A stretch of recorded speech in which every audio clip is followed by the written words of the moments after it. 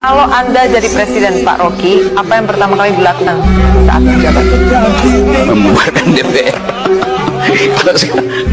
Ya kalau produknya buruk semua kan Kalau DPR dibubarkan terus mekanisme representasi gimana, Mas Rocky? ya STM bisa ambil alih.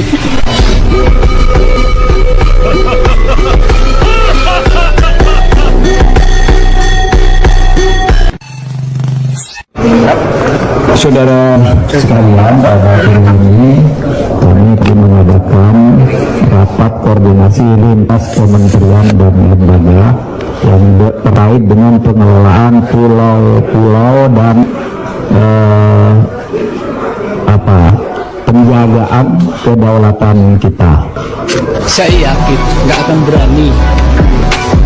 berani. Ini orang sinterklas kebal hukum, nggak akan berani. Walaupun saya bilang sudah jelas buktinya. Ya, saya cerita soal EKTP saja. EKTP itu dari sebelum proyek itu ditender sudah dimarkup 2,5 triliun. Sudah dibuat, ini untungnya segini untuk dibagi DPR berapa, di Mendagri berapa, di pengusaha bagian posisi Novanto berapa, Mas berapa, sudah baru diproses tender. Speknya diatur sedemikian rupa.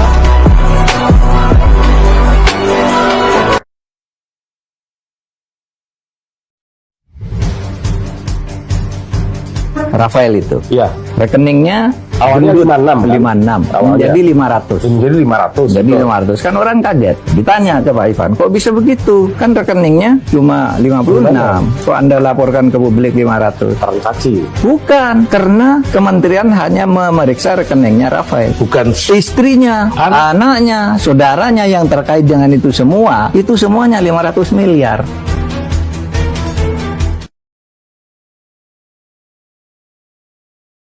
Ia adalah salah satu dari 500 orang paling berpengaruh di dunia. Fokus hidupnya tidak pernah jauh-jauh dari dunia pendidikan. Siapa dia?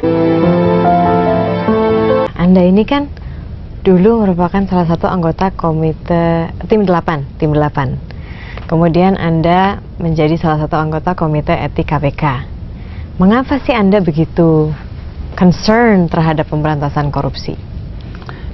Republik ini punya begitu banyak persyaratan untuk maju, berkembang, dan potensinya luar biasa. Yang menghentikan ini adalah korupsi. Korupsi itu faktor penghambat yang luar biasa bagi peningkatan kesejahteraan. Korupsi ada 3, Mbak. Korup karena kebutuhan. Kalau kebutuhan hidupnya, kerja misalnya nih, gajinya hanya cukup hidup 15 hari, terus 15 hari berikutnya apa sebulan? Ya dia terpaksa harus korup, bukan? Ini korup karena kebutuhan nih. Di situ sistem pergajian harus diganti. Jadi kebutuhannya terpenuhi. Lalu yang kedua, korup karena keserakahan. Ada tuh yang korup karena serakah. Udah terpenuhi kebutuhannya, tetap aja korup. Nah, korup yang karena keserakahan ini, hukumannya apa?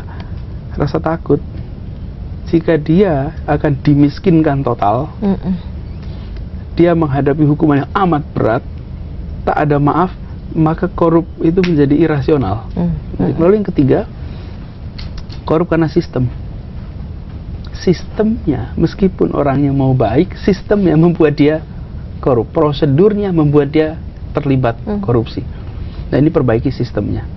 Wacana pemiskinan menurut saya harus didorong.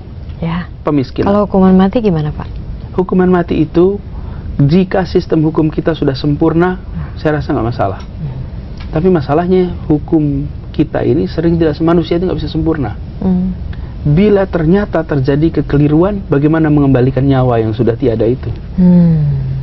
Dan begitu mereka dimiskinkan, hartanya diambil alih untuk negara, nanti biar para ahli hukum yang memikirkan klausulnya. Tetapi sebagai pilihan, sebagai sikap bangsa ini harus tegas. Dan di situ menurut saya tak ada ampun untuk mereka. Saya merasa giliran kita nih hari ini untuk memerangi korupsi secara all out. Dan itu harus dibangunnya sebenarnya dari rumah. Maksudnya?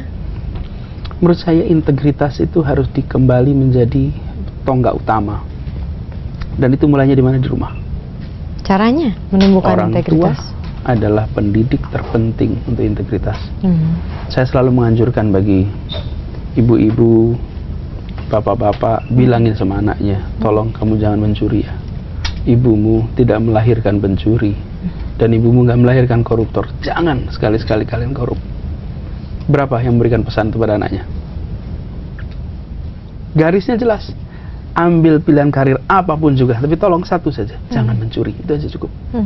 Jadi pesan itu dari rumah, bukan pesan ini kita mencoba di universitas. Sebetulnya kan harusnya dari rumah tuh. Biarkan setiap kali kita bertindak, berbuat, ingat ibu kita. Ada anak yang tega untuk bilang sama ibunya, Bu, saya jadi pencuri. Rahim ibumu tidak dipakai untuk lewatnya seorang calon koruptor.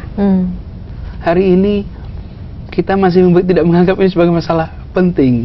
Kita masih bilang pokoknya cari karir, bahkan yang menjadi masalah untuk bisa lulus, orang tua ikut beli ujian, orang tua ikut. Kan itu dari rumah, bukan?